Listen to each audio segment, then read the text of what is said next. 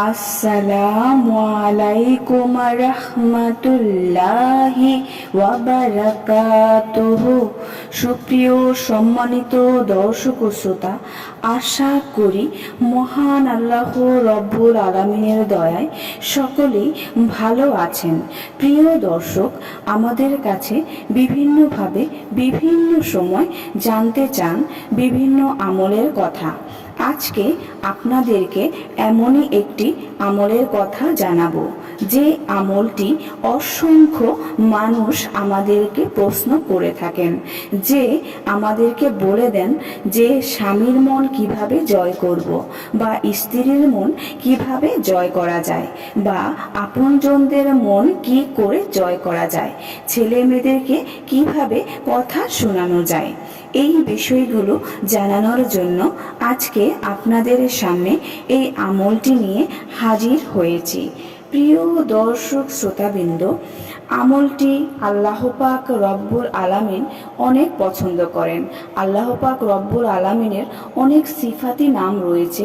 সেই সিফাতি নামগুলোর ভিতরে একটি হচ্ছে ওয়াদুদু বা ইয়া ওয়াদুদু। ওয়াদুদু শব্দের অর্থ হচ্ছে শ্রেষ্ঠ বন্ধু, অর্থাৎ ইয়া ওয়াদুদু শব্দের অর্থ হচ্ছে হে দরদি বন্ধু।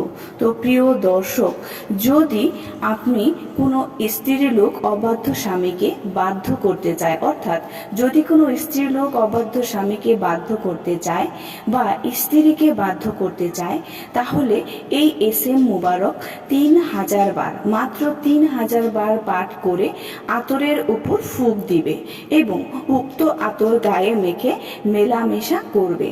তাহলে স্বামী তাকে অত্যন্ত মহাব্বত করবে এবং আপনজনেরাও তাকে অনেক মহাব্বত করবে।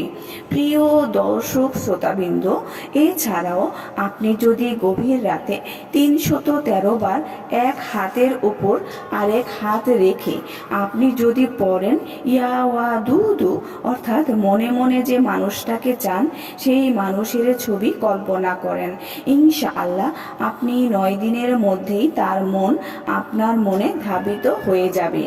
প্রিয় দর্শক শ্রোতাবৃন্দ, যদি অশান্ত ও অবাধ্য ছেলেমেয়ের কপালে হাত রেখে যদি এই এসএম মোবারকটি 7 বার পাঠ করা যায়, তাহলে অশান্ত ও অবাধ্য ছেলে শান্ত ও বাধ্য অনুগত হবে ইনশাআল্লাহ। প্রিয় দর্শক শ্রোতাবৃন্দ, আসুন আল্লাহ পাক রব্বুল আলামিনের এই উত্তম আমলটি করার তৌফিক আমাদেরকে দান করুন, আমিন। প্রিয় দর্শক শ্রোতাবৃন্দ, আশা করি ভিডিওটি ভালো লেগেছে। ভিডিওটি যদি ভালো লেগে থাকে অবশ্যই চ্যানেলটি সাবস্ক্রাইব করবেন, লাইক করবেন, কমেন্ট করবেন এবং বেশি বেশি শেয়ার করে দিবেন। সবাই ভালো থাকবেন। আল্লাহ হাফেজ।